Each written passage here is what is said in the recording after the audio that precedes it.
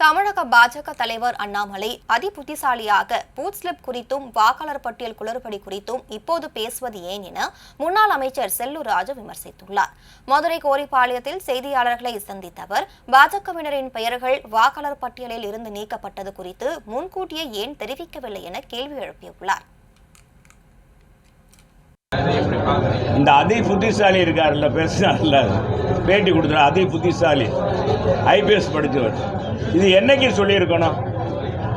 எங்க வாக்காளர் சாபிதா தேர்தல் ஆணையம் கொடுத்து எங்களுக்கெல்லாம் 3-4 முறை கொடுத்துட்டாங்க.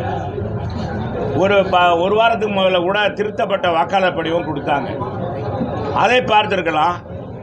அது குறிப்பாக பாரதிய ஜனதாவுடைய வாக்காளர்கள் மட்டும் விடுபட்டிருக்காங்கன்னு சொன்னால் இது எதையோ குறிக்கிறது. நாங்கள்லாம் சொல்லி வந்தது தான் அது குறிக்கிறது என்று நான் கருதுகிறேன். எனவே தமிழகத்தினுடைய பாரதிய ஜனதாவுடைய தலைவர் எதுக்காக அப்படி சொன்னார்? அது தேர்தல் அன்னைக்கு அதை சொல்கிறாருன்னா, தன்னுடைய இந்த தேர்தலில் மறைமுகமாக தனக்கு சரியான வாக்குப்பதிவு தனக்கு கிடைக்கல, தன்னை தேர்ந்தெடுக்க மாட்டாங்க என்ற அடிப்படையில் தான் அந்த ஒரு தொகுதியிலே 1 லட்சம் வாக்குகள் விட்டு போட்டுருக்குன்னா இவரே அவரை இது மாதிரி கொடுத்த வாக்காளர் படிவம் சரியில்லை, பலருடைய வாக்குகள் நீக்கப்பட்டிருக்குன்னு ஏற்கனவே கொடுத்துருக்கணும். எதுக்கு முந்தி கொண்டு சொல்கிறாரு?